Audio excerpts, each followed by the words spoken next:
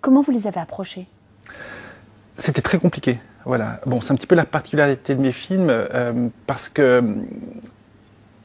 on s'est un petit peu habitué, je trouve, à tort que dans le fond, en télévision, dès qu'on traite des sujets sensibles, on les fait à visage masqué pour ne pas reconnaître les gens.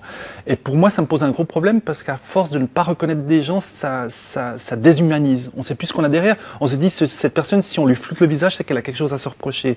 Donc moi, ça me dérange beaucoup quand on fait un documentaire sur une banlieue sensible où voilà, on filme à tout va. Généralement, on est accompagné avec les policiers et puis après, on va flouter tous les visages et on se dit, ces jeunes qui sont dans ces banlieues, ils ont sûrement quelque chose à se reprocher vu qu'on doit leur flouter le visage.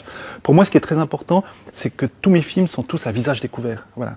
Les personnes doivent s'exprimer librement, elles doivent consentir à participer au film, donc il doit y avoir un consentement éclairé. Généralement, je m'engage vis-à-vis des personnes que je rencontre, leur dire, voilà, j'aimerais que vous participiez à mon film, moi je m'engage à respecter. Si vous voulez vous retirer du film, donc je me mets aussi un petit peu en danger, et j'essaye de gagner leur confiance. Alors pour gagner leur confiance, il n'y a pas de miracle, c'est le temps. C'est une approche qui est où il faut... Voilà, moi je suis un cinéaste indépendant, je ne fais pas partie de la grande maison de la RTS, que je respecte beaucoup, mais j'ai moins d'argent, mais j'ai du temps. Voilà. Souvent, quand il y a une équipe de télévision qui débarque, et je ne dis pas que la télévision fait mal son boulot, elle le fait très bien. On n'a pas le temps. Mais on n'a pas le temps, il faut y aller, il faut le faire. Donc souvent, on force la porte, on ouvre la porte, on met le pied, donc on essaie de rentrer à tout prix. Moi, j'ai du temps devant moi. Donc pour vous donner une idée, pour l'abri, avant de pouvoir espérer filmer quelque chose, j'ai passé 6 mois dans la rue. On était 2. Avec ma productrice Elise Chubbs, on était 2 et on a approché en traînant, en allant dans des endroits où on savait que des personnes en situation de précarité se rencontraient, la soupe populaire, les abris d'urgence, le point d'eau, qui sont des endroits à Lausanne où on peut rencontrer cette population-là.